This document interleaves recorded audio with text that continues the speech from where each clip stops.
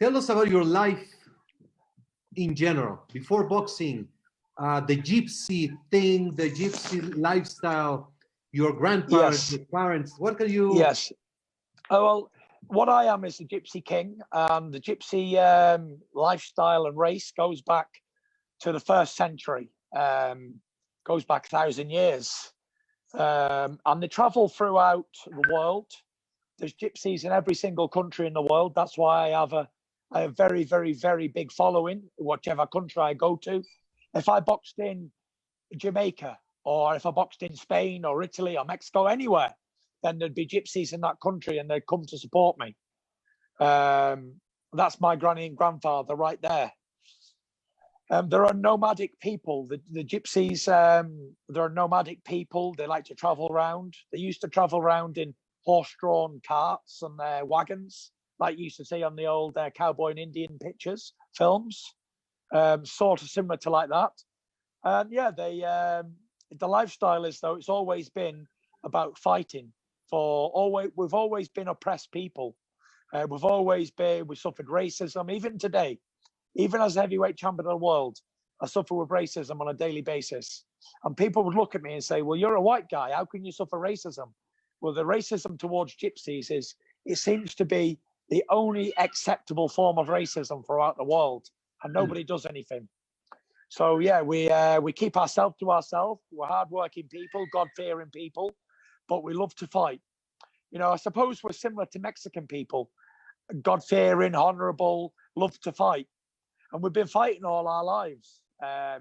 Even from a little boy, I was brought up around boxing, fighting. My dad was a fighter, uncles, grandparents, everybody boxed or fought.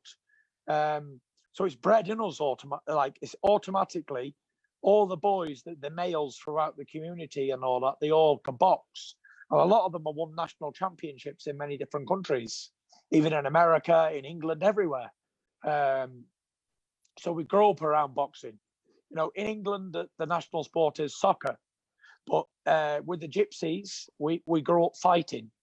If you go to like the national championships for all the ages, in every category, say there's 11 or 12 different weight categories, then 9 or 10 of them will be travelers in the final. Wow.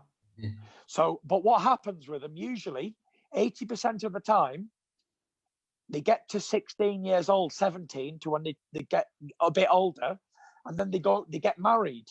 They get married young, and they have to provide for their wife, and then they have children young.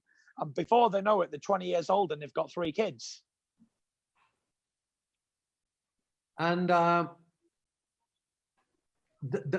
way you describe the similarity with the Mexican people, Mexicans, through the Aztecs, the Mayans, the way the culture came about, they were fighters, they were warriors.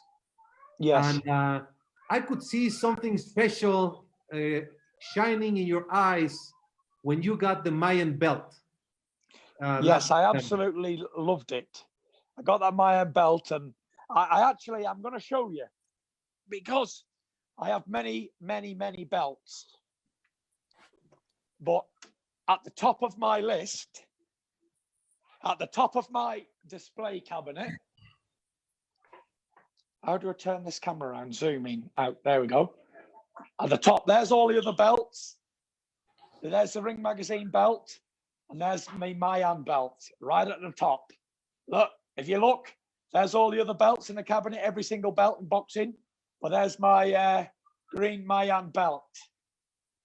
Right at the top where she belongs. I love it. I love it. So yes, it's very special to me. And when I heard that I was going to be fighting for the WBC Mayan belt, I thought it was a great honor, because I became the first non-Mexican person to fight for this prestigious belt. And I've even got the nickname El Rey Gitanos. Yes. And I've got it on my phone. And on my phone, it's my phone name. But I have a Mexican coach, Jorge Capitella, in Las Vegas as well. And I have quite a few Mexican friends in Las Vegas, in and around Vegas.